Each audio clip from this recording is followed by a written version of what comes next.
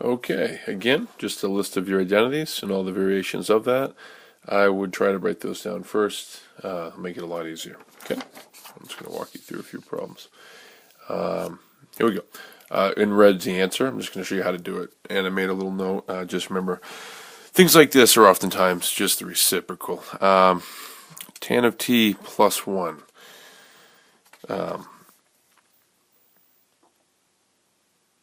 Well, I mean, sorry, I was thinking. Okay, anyway, so secant is going to be what? So I got 1 over cosine, right? So now if I multiply top and bottom by cosine over 1, then what I have is cosine tan. So I get cosine over 1, and tan is, remember, sine over cosine, and I get plus cosine. Okay? Now these cancel right off, so I get sine of t, cosine of t, and you're done. It's that easy. Just reciprocal of the bottom, flip it, go from there. This one right here, 1 plus cotan of t, cosecant of t. Cosecant is really 1 over sine, so if that's 1 over sine, I'm going to multiply by sine over 1. So now I have sine, I have sine cotan, right? So now I have plus sine over 1. Cotan is what? Cosine over sine. These cancel out, and again we're talking about t's here, so sine of t and cosine of t, and that one's done. Nothing to it. Now this one right here, this is going to be an identity problem. Okay, cosine squared t minus 1. Let's see if I can find that here. Hold on. Here we go, right here, right? Cosine of theta minus 1. Cosine of theta minus 1. And what does that equal? Negative sine squared theta. Okay? So I'm going to write down negative sine squared theta, or t in this case, right? And now this is sine squared theta, or sine squared t minus 1. Sine squared t minus 1 is negative cosine squared. Negative cosine squared t. Now, negative, negative, positive. Sine over cosine is tangent. Tangent squared t. And that is all there is to it. Again, nothing that bad if you just take a minute to write your identities out. Okay? Let's take a look right here at number 14. Okay, first off, we're going to look at this easy, that easy. We're just going to rewrite it. Secant squared t minus 1. Same deal. Here we go. Secant squared, oh, I should have had a t or theta there, minus 1. Tangent squared theta. Well, if this results in a tangent, I'm going to have tangent squared t, and I'm going to write it kind of like I should. So cosine is just cosine of t over 1. Cosecant is 1 over sine, right? So I got 1 over sine of t.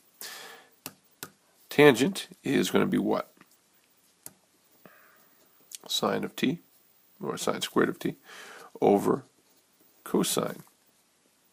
Where am I? Squared of t. So what's going to happen is one of these will cross off. So I'm going to have 1 sine left over, and one of these will cross off. I have 1 cosine left over, and sine over cosine is tangent, tangent of t, and we're done. Okay. Let's see, secant of t, tan of t, squared plus 1 there. Okay, so I bet that's going to be identity. Let's see here. Tan squared theta plus 1 equals secant squared theta.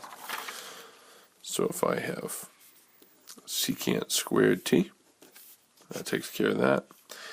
And now we have this, which is secant of t, and I have tan of t.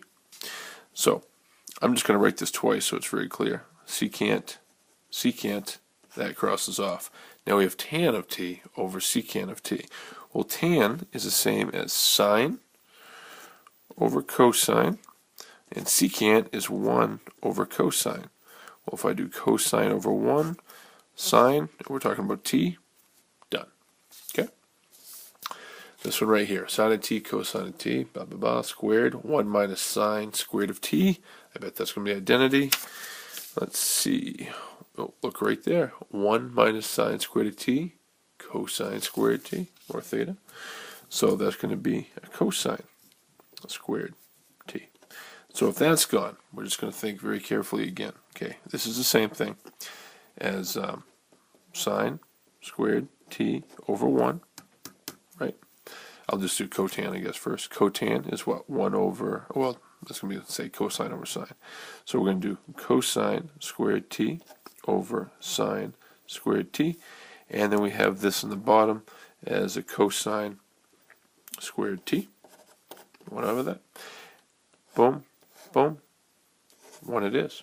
Okay, so once again, not that bad. Just take your time, look at your chart, and you're doing great.